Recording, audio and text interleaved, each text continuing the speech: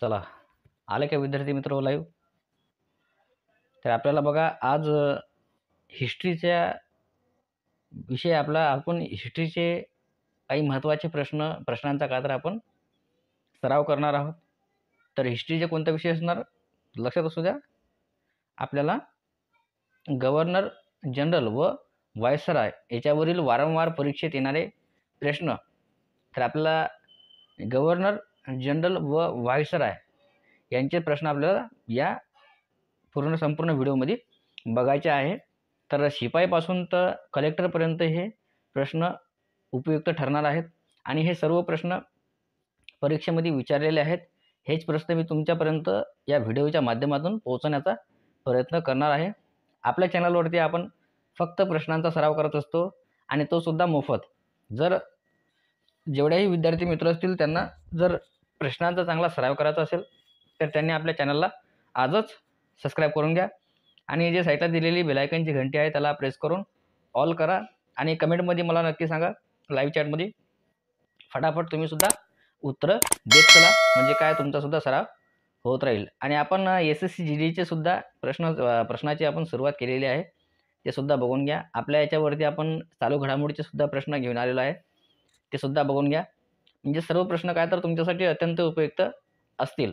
आपल्या चॅनलवरती आपण फक्त प्रश्नांचा सराव करत असतो. तर चला, आपल्याला आज गव्हर्नर जनरल व व्हायसरॉय यांच्याविषयी असणाऱ्या प्रश्नांचा आज आपल्याला काय तर सराव करायचा आहे. तर चला फटाफट उत्तर द्या. तर पहिला प्रश्न कोणता विद्यार्थी मित्रो?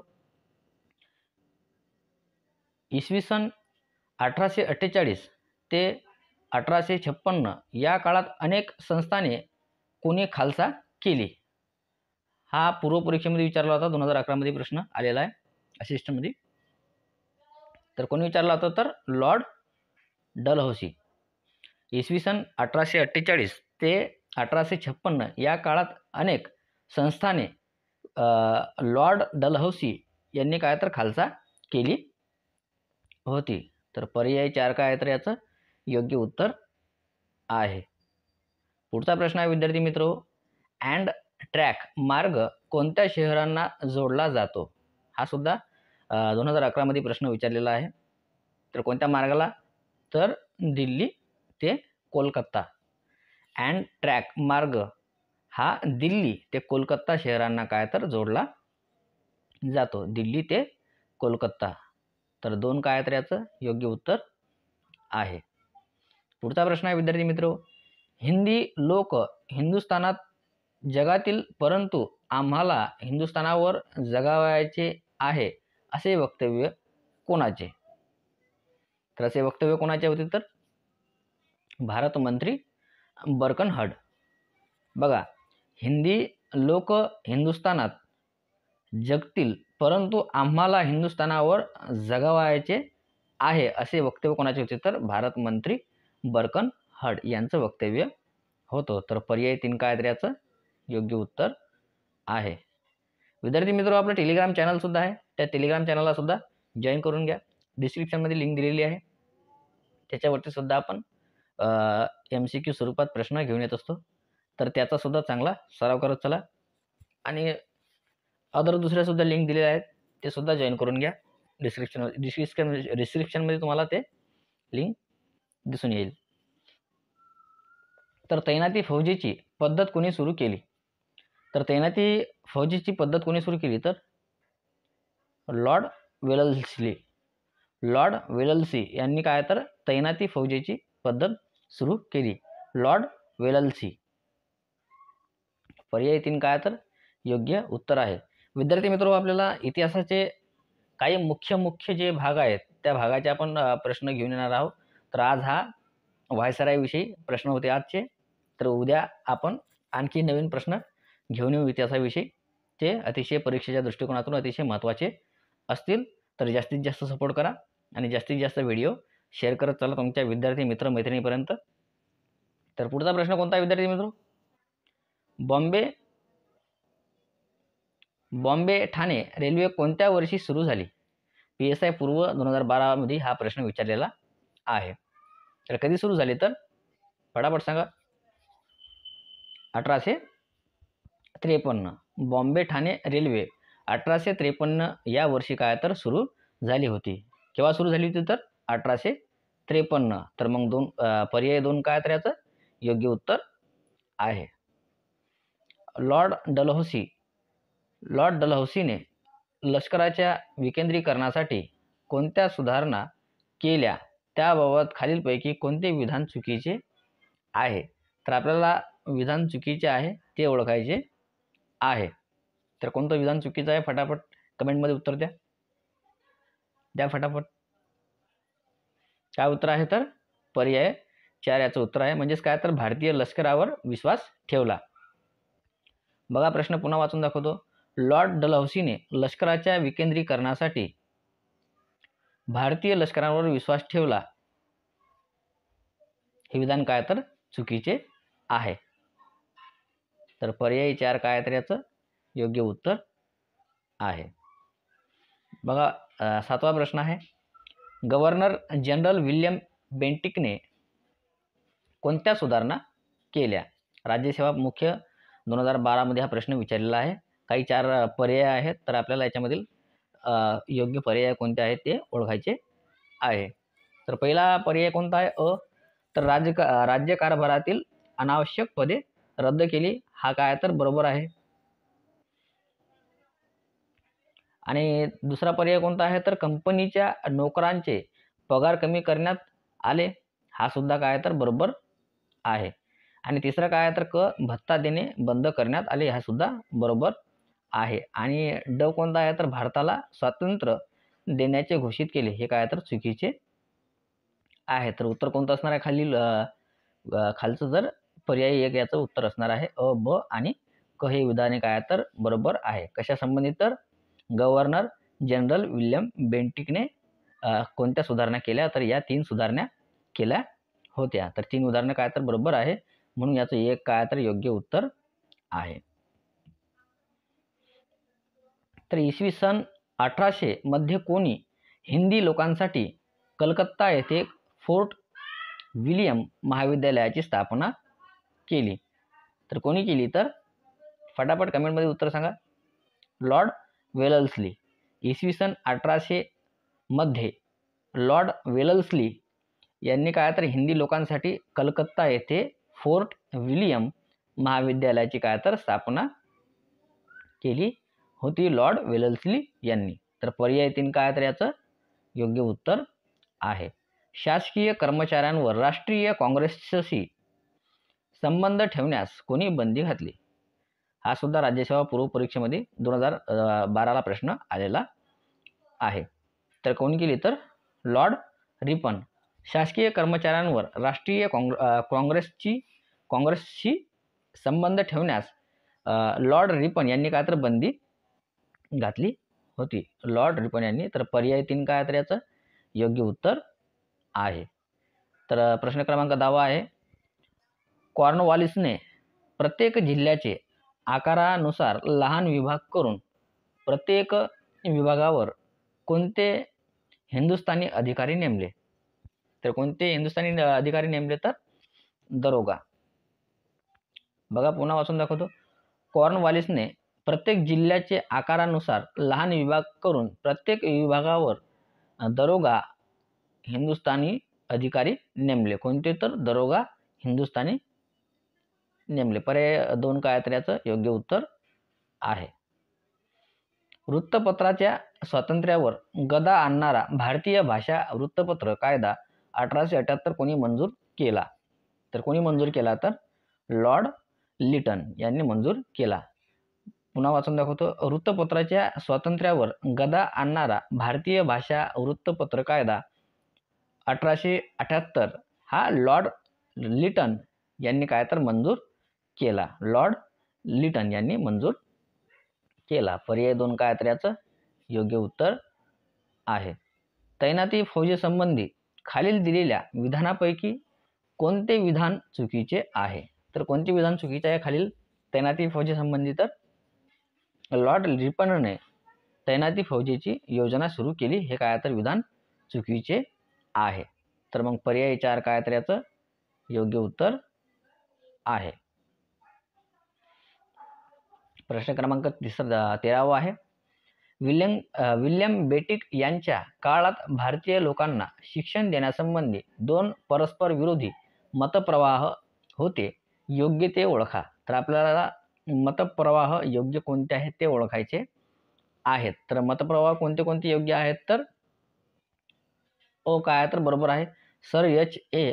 विल्सन भारतीयांना पौर्वात्य शिक्षण द्यावे. आणि दुसरं कोणतं आहे तर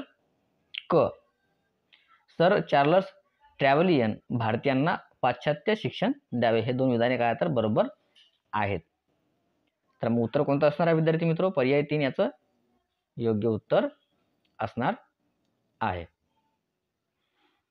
लॉर्ड डलहौसीने संस्थाने खालसा करताना दत्तक वारसा नामंजूर हे धोरण स्वीकारले होते. हे धोरण पूर्वी खाली दिलेल्या गव्हर्नर जनरलांपैकी कोणत्या गव्हर्नर जनरलने स्वीकारले होते? तर कोणत्या? तर लॉर्ड ऑकलंड. लॉर्ड डलहौसीने संस्थाने खालसा करताना दत्तक वारसा नामंजूर हे धोरण स्वीकारले होते. हे धोरण पूर्वी लॉर्ड ऑकलंड या गव्हर्नरने काय तर जनरलने स्वीकारले होते. तर पर्याय 1 काय तर याचं योग्य उत्तर आहे. प्रश्न क्रमांक 15वा आहे. भारतात रेल्वे जाळे उभारण्याकरता लॉर्ड डलहौसीने नियोजन केले. कारण कोणते कोणते होते? तर बघा, पहिलं कारण होतं भारताच्या अंतर्गत भागातून निर्यातीसाठी कच्चा माल मिळवण्यात सहजता यावी. आणि दुसरं कारण कोणतं होतं तर दुसरं कारण होतं ब्रिटिश भांडवली गुंतवणुकीवर नफा कमविण्याकरता मार्ग उपलब्ध करून देणे. हे 2 विधाने काय तर बरोबर होती वरच्या प्रश्नावरून. तर मग याचं योग्य उत्तर काय असणार आहे? पर्याय 2 काय तर याचं योग्य उत्तर असणार आहे. अयोग्य जोडी निवडा. तर आपल्याला अयोग्य जोडी निवडायची आहे. तर कोणत्या अयोग्य जोडी याच्यामधली? तर काँग्रेसची स्थापना लॉर्ड लिटन ओलमहुम हे काय तर चुकीची आहे. तर मग याचं योग्य उत्तर काय असणार आहे? पर्याय 4 याचं योग्य उत्तर असणार आहे. लॉर्ड कर्झन यांनी रॅले आयोगचा संबंध रिकामी जागा होता. तर कशाचा संबंध होता? तर उच्च शिक्षणाशी. लॉर्ड कर्झन कालीन रॅले आयोगचा संबंध उच्च शिक्षणाशी होता. कशाशी होता? तर उच्च शिक्षणाशी होता. तर पर्याय 3 याचं योग्य उत्तर आहे. तर बघा, आपल्याला योग्य जोड्या लावायच्या आहेत. जोड्या दिलेल्या आहेत. तर सांगा लॉर्ड बेंटिक, तर याची कोणती असणार आहे जोडी? लॉर्ड बेंटिक याची जोडी असणार आहे ग्रँड ट्रॅक रोड. आणि लॉर्ड डलहौसीची कोणती असणार आहे? लॉर्ड डलहौसी असणार आहे सार्वजनिक बांधकाम खाते. आणि मुकुंदराव जयकर यांची जोडी कोणती असणार आहे? यांची जोडी असणार आहे इंडियन रोड डेव्हलपमेंट. आणि श्री वालचंद हिराचंद यांची कोणती असणार आहे? तर श्री हिराचंद, तर Hindustan aircraft limited.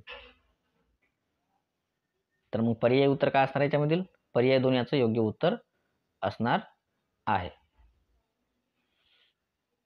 East India कंपनीच्या भारतातील केवळ सत्ता विस्तारावर तो खुश नव्हता. त्याला कंपनीची सत्ता भारतात मजबूत करायची होती. त्याला आधुनिक भारताचा निर्माता म्हणतात. तो कोण होता? तर तो कोण होता? तर लॉर्ड डलहौसी.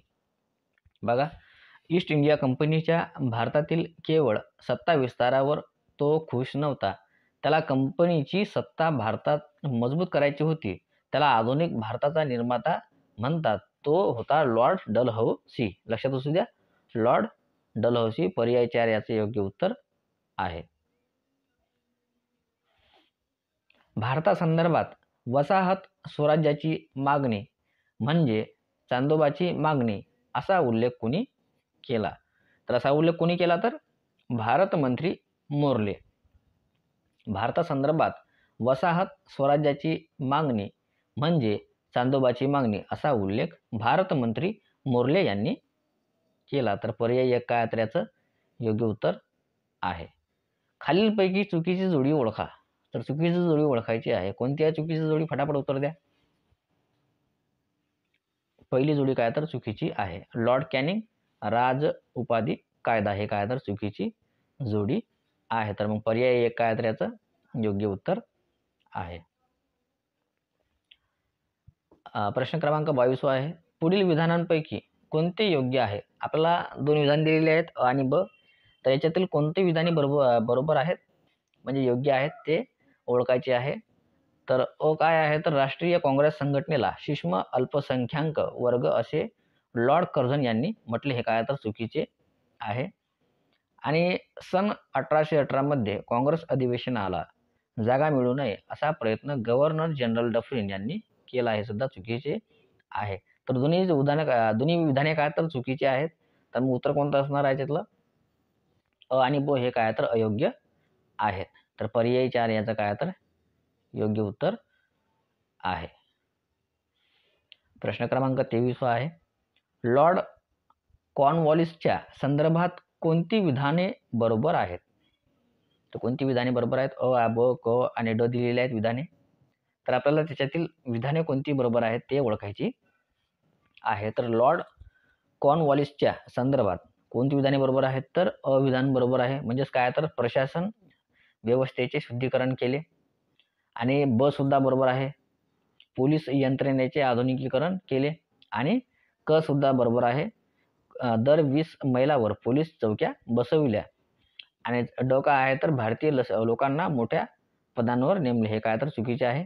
तर वरील 3 काय तर बरोबर आहेत. लॉर्ड कॉर्नवॉलिसच्या संदर्भात हे 3 विधाने काय तर बरोबर आहेत. तर मग उत्तर कोणतं असणार आहे आपलं? पर्याय 2 याचं योग्य उत्तर असणार आहे. अ, ब आणि क. तर पर्याय 2 काय तर योग्य उत्तर आहे. तर बघा 24वा प्रश्न आहे. देशी भाषिक वृत्तपत्र कायदा 1878च्या बाबतीत खालीलपैकी कोणती विधाने बरोबर आहेत? तर कोणती विधाने बरोबर आहेत ते आपल्याला ओळखायची आहेत. देशी भाषिक वृत्तपत्र कायदा 1878च्या बाबतीत. तर कोणती विधाने बरोबर आहेत? तर अविधान काय तर अविधान बरोबर आहे. देशी भाषिक वृत्तपत्राचे मुद्रक व प्रकाशक यांच्याकडून सरकारी धोरणावर टीका न करण्याची लेखी हमी घेतली जाते. हे बरोबर आहे. ब काय आहे तर ब आहे सरकारच्या कार्यवाही विरुद्ध न्यायालयात दाद मागण्याचा अधिकार वृत्तपत्र व्यावसायिकांना देण्यात आला नव्हता. हे सुद्धा बरोबर आहे. क काय आहे तर हा कायदा फक्त देशी भाषिक वृत्तपत्रांनाच लागू आहे. तिन्ही विधाने बरोबर आहेत म्हणून कोणतं उत्तर असणार आहे आपलं? अ, ब आणि क फक्त हे तिन्ही विधाने काय तर बरोबर आहे. तर पर्याय 3 आपलं याचं योग्य उत्तर आहे. त्यांनी प्रशासनाचे भारतीयीकरण केले. त्यांनी अफगाण युद्धाचे शेवट केला. त्यांनी आर्म्स ॲक्ट रद्द केला. ते कोण होते? तर ते कोण होते तर बघा लॉर्ड रिपन होते. त्यांनी काय केलं तर त्यांनी प्रशासनाचे भारतीयीकरण केले. त्यांनी अफगाण युद्धाचा शेवट केला. त्यांनी आर्म्स ॲक्ट रद्द केला. ते कोण होते तर लॉर्ड रिपन हे होते. पर्याय 2 काय तर याचं योग्य उत्तर आहे. पर्याय 2 याचं योग्य उत्तर आहे.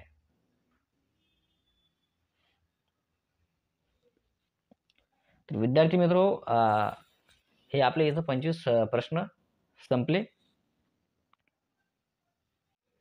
आपण गव्हर्नर जनरल व व्हायसराय याविषयी काय तर आज आपण हे प्रश्न घेऊन आलेलो आहे आणि हे सर्व परीक्षांसाठी काय तर उपयुक्त असणार आहे. इतिहासचा आपण गव्हर्नर जनरल व व्हायसराय हा विषय घेऊन आलेलो आहे. तर उद्या आपण दुसरा विषय घेऊन येऊ. तर जास्तीत जास्त लाईक करत चला, जास्तीत जास्त शेअर करत चला व्हिडिओ. आणि आपलं टेलिग्राम चॅनल आहे, त्या टेलिग्राम चॅनलला सुद्धा जॉईन करून घ्या. आणि असाच नवीन भाग आपण घेऊन येऊ प्रश्नाचा सराव करण्यासाठी. आपल्या चॅनलवरती आपण फक्त प्रश्नांचा सराव करत असतो. तर ज्या ज्या विद्यार्थ्यांना प्रश्नाचा सराव करायचा असेल त्यांनी चॅनलला सबस्क्राईब करून घ्या आणि साईडला जी दिलेली बेल आयकॉनची घंटी आहे त्याला प्रेस करून ऑल करा. भेटूया पुढच्या भागात. जय हिंद, जय महाराष्ट्र.